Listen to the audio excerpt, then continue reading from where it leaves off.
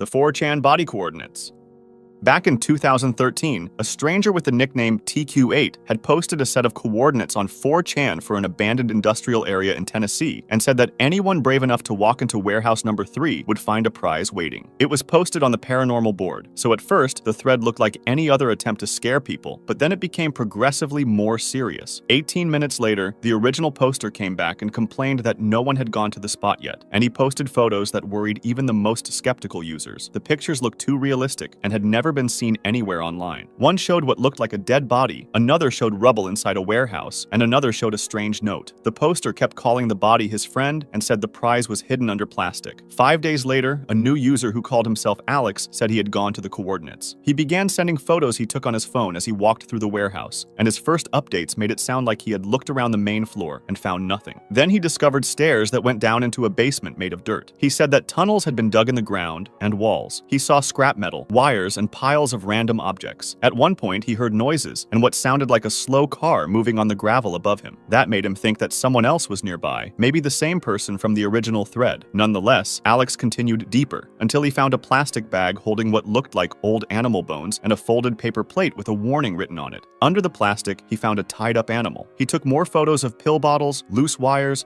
foam pieces, and even a mailbox full of more animal parts. Then he started to look for a way out, periodically updating what was happening on 4chan. He said he tried climbing through something he thought was a window, but it turned out to be a vent. Then, he posted a message saying he was turning around and running back through the wood door. After that, he never posted again. As people tried to understand what happened, they noticed something they had skipped earlier. Before going to the warehouse, Alex had written about meeting a strange man at Walmart. The man had asked if he used 4chan, and when Alex said yes, the man told him to meet behind the store at 11 p.m. Later, when users checked the area, they realized the Walmart was right next to the same warehouses from the original post. That meant the man who talked to Alex in the parking lot was almost certainly the same person who posted as TQ8. A pastebin link had a picture Alex had taken of the man. It showed a white man with glasses and a beard standing next to an old truck with the abandoned factory visible in the background, so everything matched the location. Then something surprising happened. The original poster returned and wrote that Alex was alive. He said that Alex was a friend and said he would prove it by showing a new photo with a timestamp, but only if users solved a puzzle. He posted a strange sound clip and another message written in Icelandic. People translated it and learned it said something about a body buried behind a fence with skulls. Then he posted a picture of a farm. Users argued about whether he was saying he had killed Alex or trying to trick other victims to the place. He also posted a long number string, and then he disappeared again, leaving everyone confused. For years, the case remained unsolved, and some users even went to the warehouse in person and took their own pictures, but found nothing unusual. Others studied the timing of Alex's uploads, saying he posted too quickly for someone walking through a dark basement while typing on a phone, which made some believe the whole thing was fake. But another user pointed out that the image sizes from Alex and from TQ8 came from different devices, which suggested that the photos at least were not edited in the same way. Someone eventually created a website called the Alex Archives to gather every detail. The site later went offline, but an old saved version suggested that the people working on it believed Alex was dead and that a person named Corey Saylor had been connected to the case. The page ended with a message that sounded like they had quit the search. As the case became more and more famous, one investigator decided to hire a forensic linguist, which is an expert who studies writing style, to see if two pieces of writing come from the same person. The expert compared Alex's writing and TQ8's writing, and something finally came up. They noticed that both sets of posts use the same unusual sentence style, the same strange punctuation, and the same vocabulary. They also said that both writers likely used a computer, not a phone. The expert concluded that it was highly likely that Alex and TQ8 were the same person. If that's indeed the case, then the entire story might have been created by one person pretending to be two different people, probably for fun just to create an online legend.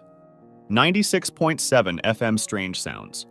Between October 2017 and June 2018, people in Portland and nearby suburbs kept finding a weird signal on 96.7 FM. The sound changed from day to day. Sometimes it was repeating noises with deep bass tones and strange frequencies, and sometimes it was long stretches of static or a single tone playing for hours. Other times it was chopped up speeches from MLK and JFK mixed with eerie background sound. One person even heard old Apollo mission audio and NASA launch commentary hidden in the broadcast. The mystery started on January 6, 2018, when two Reddit users, Jimmy Salts and Bocce320, posted within minutes of each other asking if anyone else near that area had heard the the strange audio on 96.7. Another user, the Little Norsk, replied that he had been listening to it for 5 months, and he uploaded recordings to YouTube so others could hear it too. In one clip, you can hear the station identify itself as KZRYLP Portland. People started speculating whether they had picked up a number station, which is usually used by intelligence officers to send encoded messages abroad. FCC records showed that KZRYLP Portland belonged to a group called the Community Alliance of Tenants, or CAT, a nonprofit in Oregon that works on housing justice and tenant rights. They had held the license for years, but at some point in 2018, the call sign changed from KZRYLP to KNUMLP, even though the license still belonged to the same organization. This was pretty weird, so people started digging deeper. They found a 2014 article from Radio World, which showed CAT proudly talking about how they wanted to use low-power FM radio to support their programs. Nothing in their mission suggested they would just broadcast those weird frequencies, though. To get answers, the investigator who researched this wrote an email to CAT in November 2022. The message described the weird audio on 96.7, included links to recordings where KZRYLP was spoken, and asked if they knew what was happening or if interference might be involved. A person named Katrina replied briefly. She said the station belonged to CAT, and they were unaware of any interference. That was it. There were no questions, no surprise, and no explanation for months of strange broadcasts. The answer, of course, raised more questions than it solved. If someone else had been illegally transmitting on their frequency, you would expect worry or confusion, and if CAT had broadcast the strange sounds themselves, the short answer made it seem like they did not want to discuss it. Meanwhile, an unrelated New York Times article showed everyone how unusual the low-power FM scene is in places like Oregon and Washington. Oregon has many low-power stations for its population, and they often play very niche content: Russian news, bedtime talks between a father and his child, and other odd formats. This is where a new theory started to form. On Reddit, a user named I Want to Believe pointed out that this kind of stunting is common on small stations. Stunting means playing strange or attention-grabbing content when a station is launching, changing its format, or trying to build curiosity. The user also said another Portland station, X-Ray, had done odd broadcasts before when they first started. Later, CAT's own website announced a partnership with X-Ray. That linked the tenant group with a station already known for creative and experimental radio. We don't have a public statement from CAT or X-Ray confirming that was their intention. The only direct comment we have is that the station is theirs and that they were unaware of any interference. Still, when you put all the clues together, the simplest explanation is that the strange broadcasts on 96.7 came from them, and for that exact reason.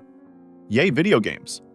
On September 8, 2010, a Reddit user named I Wish I Was a Meme made a simple post in r/gaming asking what everyone's favorite Elder Scrolls Oblivion mods were. In the replies, a user called Yay Video Games left a slightly rude but still understandable comment. He joked that his favorite mod was the uninstall button and said the game was great but hard to fully remove from your system. Everything looked normal in the beginning, but then another user replied with "What?" and things suddenly changed, starting the whole mystery. When Yay Video Games answered again, his sentence fell apart. He repeated his uninstall button idea, but then drifted into a strange line about Ubisoft goes Steamworks bye-bye, always on DRM, and UFGO work, always on work DR. Check out the junk it leaves behind on you. DRM means copy protection, and Ubisoft had used strict copy protection in the past, so the words were related to something real, but the way he wrote them made no sense. The confused user told him that his reply made no sense and tried to explain how uninstalling Oblivion actually works. Right then, the entire thread was taken over. Yay Video Games began posting again and again, thousands of times in just a few hours, repeating different forms of Ubisoft go Steamworks bye-bye, always on DRM, and other similar fragments. Some comments were bold, some italic, some used special text symbols, and some even linked to strange, creepy images. One of the most unforgettable images showed the same phrase written in shaky, uncomfortable handwriting, which made people think he might be having a mental breakdown. The spam flooded the thread so badly that his account was banned and the thread was removed. Later, the account itself was deleted and only showed a 404 page. People tried to study the images and the repeated phrase to find patterns, but nothing came out of it. For years, the Yay Video Games incident stayed in people's minds as one of those strange internet moments that never got solved, but that finally changed when a Reddit user named SoLegitHS, who found the mystery, decided to look deeper using old archived posts. While doing this, they found a series of connections that led away from the one gaming thread and into a small group of strange, almost hidden subreddits. The key moment was discovering that Yay Video Games had posted posted in a tiny subreddit called r/cleanliness back in 2012. He made a post titled Magic that simply said, "I need some help. I would not use it evilly." It was just as confusing as his original meltdown, but this time it was in a nearly empty subreddit with no description, no banner, and a strange page title that said, "This is what?" The only moderator there was a user named No Substance Here. Looking through r/cleanliness showed scattered posts about bad sanitation, but hidden in those posts were comments by users who behaved in the same strange way as Yay Video Games. There was a weird conversation between the mod, another user called Not Sure How Big You Are, and a third user named Vinyl Record. Their comments were repetitive, odd, and sometimes included links, just like the old spam from Yay Video Games. Checking the accounts one by one showed they were not random strangers. They were strongly connected. The main account, No Substance Here, posted normal things about video games, but also repeated odd phrases like, "The interrogation room underwent some changes while you were away." He was linked to another user, Not Sure How Big You Are, and both showed up in obscure subreddits, where almost every user seemed to be the same person replying to themselves under different names, including Vinyl Record, who made endless vinyl jokes. As people compared their writing styles, posting times, and shared habits, it became clear that these weren't separate users. They were likely multiple accounts run by one person. That left the question of why he behaved this way. To find the answer, people looked at the account with the biggest post history, which was Not Sure How Big You Are. This user was extremely active for 8 years and had long discussions in places about medicine, big pharma, and drugs. Reading those posts showed that he had serious health problems and was taking many medications to deal with them. In one post asking for help finding housing, he said he lived in Melbourne, Australia, had chronic pain, took many strong medications, and was a former Jehovah's Witness. In other comments, he said he had chronic fatigue syndrome. He wrote that he had lost 6 years of his life to sickness. He explained that each step outside felt terrifying for him, that daily walks and lightweight lifting were possible only if he accepted hours of pain spent lying in bed. He said he could not feel pleasure at all, slept in tiny 2-hour chunks, and had restless legs for about 10 years. He wrote that a human waste to call himself a doctor had given him antipsychotic medicine when he was a teenager, which he believed caused the restless legs that never stopped. He also described back pain that felt like a constant mild flu and a body that always felt stiff. It became clear that this was not just someone trolling for fun. In another personal post, he answered a question about what strange beliefs he had as a Jehovah's Witness. He said he grew up believing demons walked the earth like in horror movies, and that he had seen one in his room when he was around 4 or 5. He described lying in bed with a fever and migraine, seeing the wall shimmer, then a black shadow stepping out of it and walking in front of him. He was frozen, feeling watched by this figure. When he told his mother about it the next day, instead of telling him it was just a fever dream, she said it was real. She said his drawings of monsters had broken Jehovah's protection and invited a demon into his room. It also matched what he said about having hallucinations during childhood sickness, showing that he had a long history of experiencing reality in distorted ways. As an adult, he turned to opiates to handle his pain. In one post titled +1 for Drugs, he admitted to taking up to 1,200 milligrams of codeine per day just to get through the day, which is an extremely high dose. He also mentioned living in a chemical torture room house lined with stainless steel. Putting all of this together, the Yay Video Games meltdown and the connected accounts were logs of a very sick person who was being shaken by chronic illness, heavy medication, lack of sleep, and pain. When he flooded that Oblivion thread with "Ubisoft, go Steamworks, bye-bye, always on DRM," over and over, he was probably stuck in a loop, holding onto a phrase related to a real gaming issue and repeating it without control.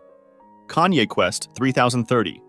Kanye Quest 3030 seemed like just an indie RPG where Kanye West falls into a wormhole, wakes up in the year 3030, and has to rap battle an evil clone of rapper Lil B to save something called the Based God Order. Everyone initially treated it as a joke, and in 2013, a lot of big YouTubers played it. Then, one anonymous player typed a single word into a random text box, and the entire game changed into something totally unexpected. The word was Ascend. Everything turned black and white. The cheerful music disappeared and was replaced with faraway bells, sharp piano notes, and strange voice clips that sounded unsettling. Your character changed into a butterfly wandering through a maze. Then a message appeared. It said the game you had been playing was a front, and that it hid what you were seeing now. It apologized for tricking you, and it told you not to share this area with the public. It asked you to quit if you were not willing to take part. If you chose yes, it said you were agreeing to take part in a thought exercise meant to help you, and that this exercise might not be limited to the software. After that, the hidden game became a slow, mysterious test called your Ascension. You had to walk through an empty maze made of many rooms, each one locked by an 8-letter password. There were no clear hints, and some passwords had to be guessed. Others were discovered when people dug into the game's code and found them there. As you moved forward, the visuals became darker until the screen was almost completely completely black. One area was designed to look like a giant QR code that led to a strange broken link. Then, some hidden words that worked as passwords like Jagatai, Petunias, and Iamthe1 also appeared in another long internet mystery, a 72-page investigation into a creepy YouTube video about something called Ascensionism. The two mysteries, Kanye Quest and this separate Ascension puzzle, shared names, codes, and symbols, so people thought they were closely linked. At the final point in the hidden path of Kanye Quest, you reached a pure white room with one computer and a strange enemy with a scrambled name that died instantly. The computer gave you one last message. It congratulated you for completing your ascension and said further ascension was possible. If you chose to continue, it said that for the next 2 weeks, we will interact with you and your possessions in several ways. It said they might contact you directly using a keyword and asked again if you agreed. If you still said yes, it thanked you and told you to enjoy the next 2 weeks and await instruction. Then, nothing else happened on screen. At least one person claims they finished this whole hidden section, typed in their real name, address, and email, and never received any contact at all. Rumors spread that the original version had some kind of hidden online feature that could secretly send your information to a real group. And adding to the mystery, not long after the game came out, the game's page on the RPG Maker website was taken down. After that, the only way to get the original file was through a password-protected link on the developer's Tumblr page, which the public could not open. When people mixed this with the talk of ascension and interacting with your possessions, it became easy to believe that the game might be a recruitment tool for a real cult. Following the clues led people away from Kanye Quest itself and toward a bigger network of websites, social media accounts, and strange posts using the name Ascension or Ascensionism. There was a supposed record label called Ascensionism Records with an eye symbol that also appeared in the Kanye Quest trailer. There was also a Twitter account called Ascend Today that posted nonsense words and odd symbols. When a YouTuber followed it, the account followed him back within a minute and then actually typed normal sentences, which it almost never did. That proved there was a real person behind at least some of this. When asked, they immediately denied being part of any secret group, and they acted like what they were doing was an art project. Around the same time, another investigator found more information about Ascensionism as a belief system. There were older writings talking about the idea that each person has two spirits, one physical spirit, which is the body, and one ethereal spirit, which is the soul. The soul lives many lifetimes. When it finally decides it has been good enough, it destroys itself and becomes a sort of primordial soul stuff that new souls are born from. Some of the writings compared life to climbing a mountain and called it an ascension test. They said that anything bad that happened to you was something you agreed to in a past life, which means that any suffering you face is somehow your fault from before. This belief system existed way before Kanye Quest, with its own small group of followers and writings, but the Ascensionism Records content connected to Kanye Quest looked like something different. When investigators looked into the domain registrations for all the Ascension-themed websites, they kept finding the same name, Nick Lyons. On a music site, he was listed as the only artist signed to Ascensionism Records. His music and his label pages use the same symbols as the other websites. Then at one point, all the Ascensionism Records websites went offline around the same time, as if someone chose to shut the entire project down at once. There was one more important clue. On Reddit, someone shared information about a second game believed to be from the same group, called Calypso. Its download link was taken down later, but archived versions survived. When you play Calypso, you control a woman on an island full of maze-like paths. Instructions appear at the top of the screen telling you to do tasks like touching objects or opening doors. The sentences are written in broken, frantic English. Every time you complete a task, you earn money, which you can use to buy Ascension packages that make you earn money faster. As far as anyone knows, there is no ending and no secret trigger in Calypso's code. The most interesting part we have to keep in mind, though, is the in-game voicemail system. When you use the phone, you can listen to real recordings from the old Ascension hotline. These recordings are from real people who called in, said code words, gave their names and phone numbers, and asked to be contacted. These messages show that at least some people wanted to join or learn more about Ascensionism because of these puzzles. All of this creates a clear picture. Kanye Quest was not just a random joke RPG with a weird glitch, but either a large art project or an actual intro to a belief system called Ascensionism.